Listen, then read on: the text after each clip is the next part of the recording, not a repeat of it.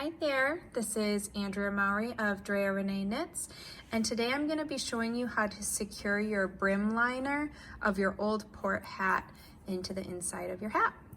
So after you're done knitting your hat, you're going to wet block it, and there's directions for that in the pattern. And to let it dry, you can even let it dry inside out, and I like to fold that brim liner exactly where I want it to lay, and you can even put some pins in there to let it dry, because that's just going to make it be a lot easier for seaming because it'll be right where you want it. So you just fold it right on the line where you shift from stockinette to brioche.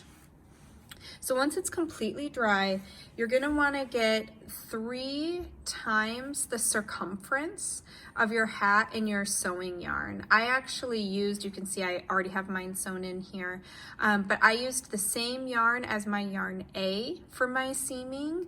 For this tutorial, I'm using a contrast color just so you can see what I'm doing.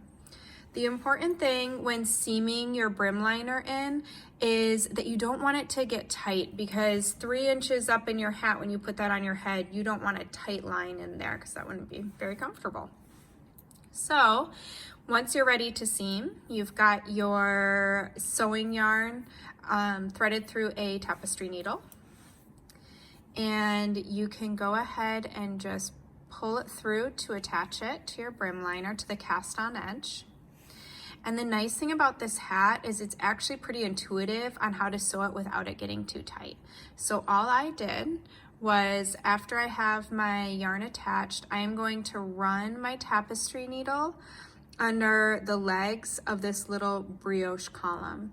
Now you can go through and put pins around to make sure that your brim doesn't shift down or up as you're sewing. That'll help keep it steady for you.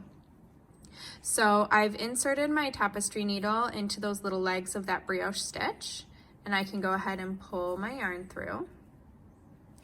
And now I'm just going to bring it back up through my cast on edge, right near my next brioche column.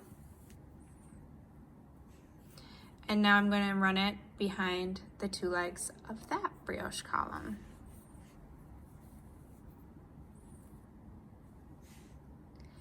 And up through my cast on edge,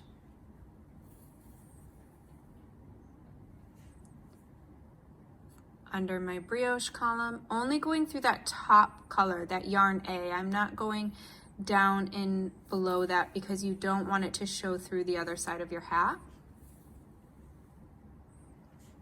Up through my cast on edge,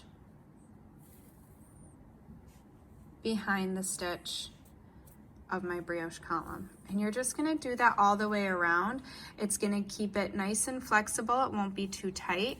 You can see from my seaming job here, I've got these nice little flexible pockets from my seaming because it's basically just attached behind that stitch.